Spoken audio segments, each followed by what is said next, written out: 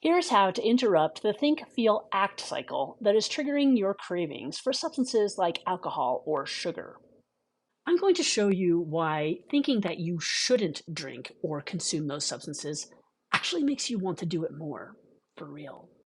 Hi, I'm Heather, and I help people live happier, healthier, more mindful lives. If that sounds good to you, please click the link in my bio to book a free discovery call. In order to break a habit and create a new habit on purpose, you've got to understand the process. There's always a cue that triggers the craving that motivates you to respond.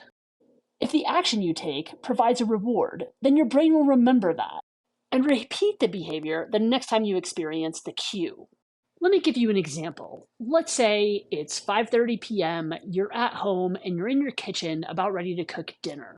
You crave having a beer or a glass of wine. A craving for alcohol in this situation is emotional. You want to change how you feel.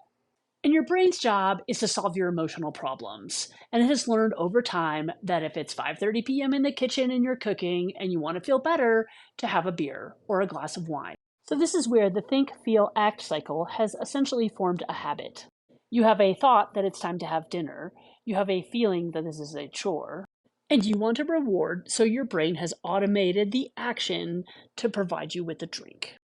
And that's the craving that you have to overcome, right? But let me show you why that's not working. When you think, I shouldn't have a drink, you feel like you're missing out. And that action that you have is to stay stuck in your head about it. And the habitual response to your feeling of FOMO is to think, this sucks. And that's a problem that your brain tries to solve.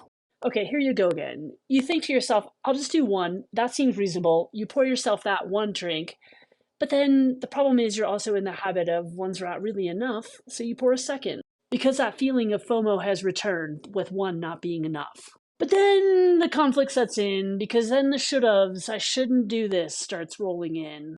And now you think, I've really screwed up. And that thought gives you a feeling of certainty. You feel certain you're not going to change. Not tonight anyway, so it doesn't matter at this point. And if you feel certain of that you're going to keep drinking, then that's exactly what you're going to keep doing. Your takeaway in this unfortunate cycle is that thinking that you shouldn't drink actually strengthens the think, feel, act cycle that causes you to drink. Do you want a plan B? Then hit like, follow, save this one for later, and come back tomorrow for part 2 of this series.